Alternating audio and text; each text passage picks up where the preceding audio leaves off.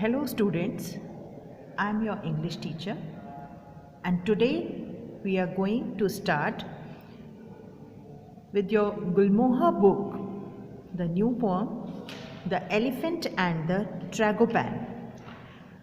Here we all are familiar with the elephant, and tragopan is also a type of animal.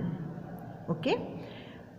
In today's class, we are going to take a very interesting and thoughtful poem. It is too much long, but in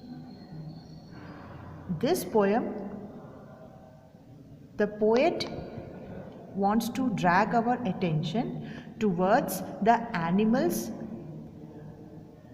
sorrowful mind. Okay, this poem is written by Vikram Seth and it is a small part of a much longer poem. This poem is based on natural preservation and also the selfish nature of the human being, how the selfish the human is at present. Okay, now start from the first stanza. They talked for hours, and at the close, at last the elephant arose, and with a modest tempest call drew the attention of them all.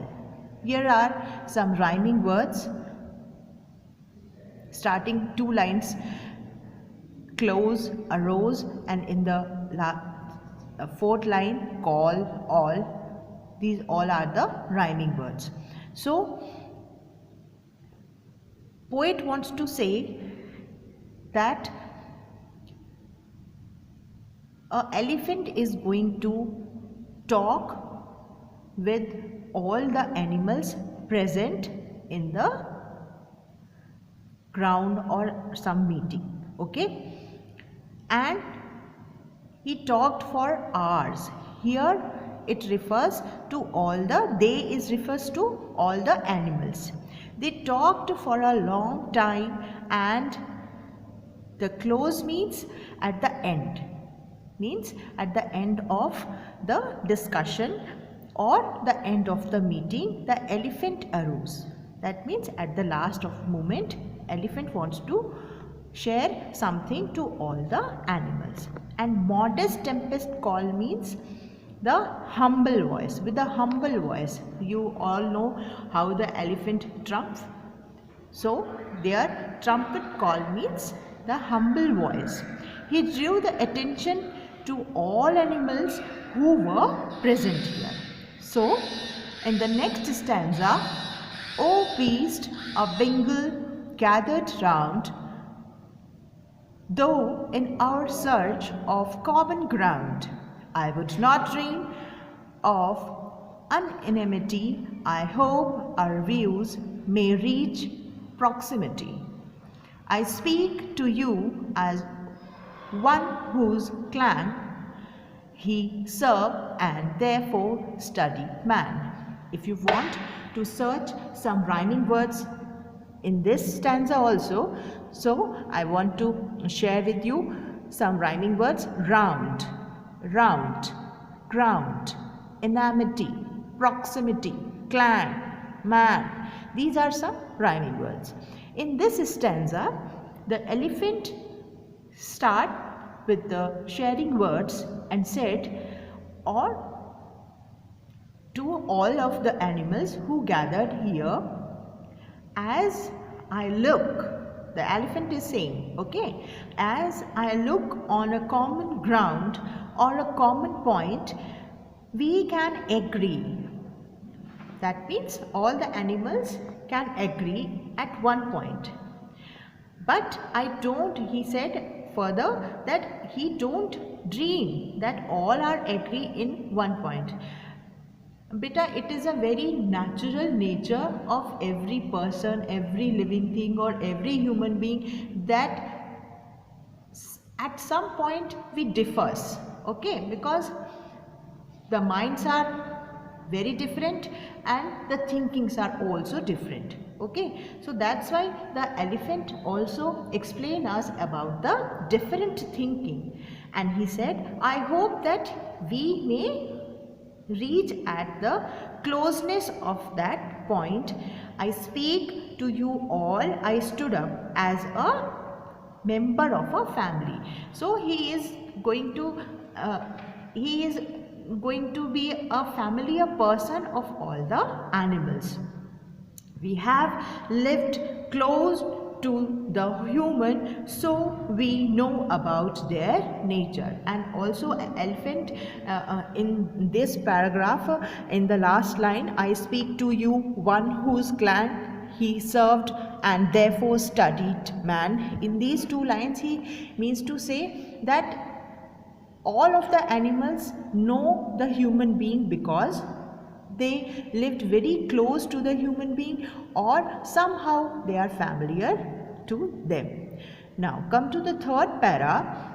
He is a creature mild and vicious, practical minded and capricious, loving and brutal, sane and mad, the good as puzzling as the bad.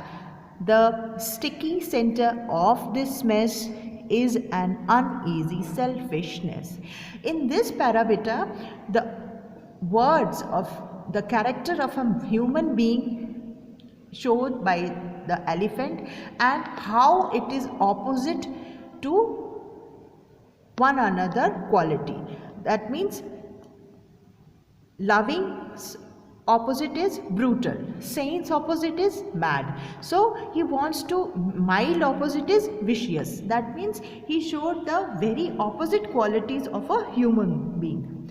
Now the elephant starts with describing man's qualities. So he say that the mild means not very extreme, and vicious means cruel. So the human is not very extremely good and not very cruel, and sometimes he is a practical minded person, because we all know that in our universe human being is a very minded person because he have a very minded brain. So here elephant said that the human beings are very practical minded, and also capricious means unexpectable. That means he does very unexpected things at one point. And good part is as puzzling as the bad. That means we don't know how it will go on very good and how it is gone very bad.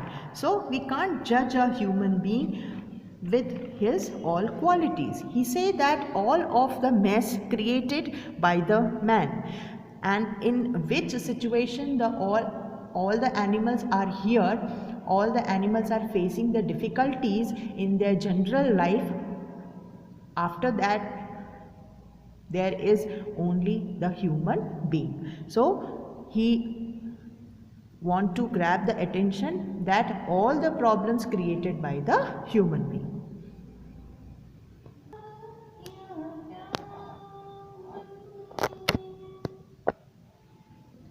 Now come to the next page, page number 114. Here come to the para number 4. He rips our flesh and tear our skin, for cloth without, for food within. The leopard spots are his to wear, our ivory unknots his hair. That means in this para the poet says that the elephant is talking about how the man uses all the animals, that how the man uses all the part of the animal's body. In first line he wants to grab that the ribs are used by human being for his hunger, and the leopard's spots are used for the clothes, for their clothings.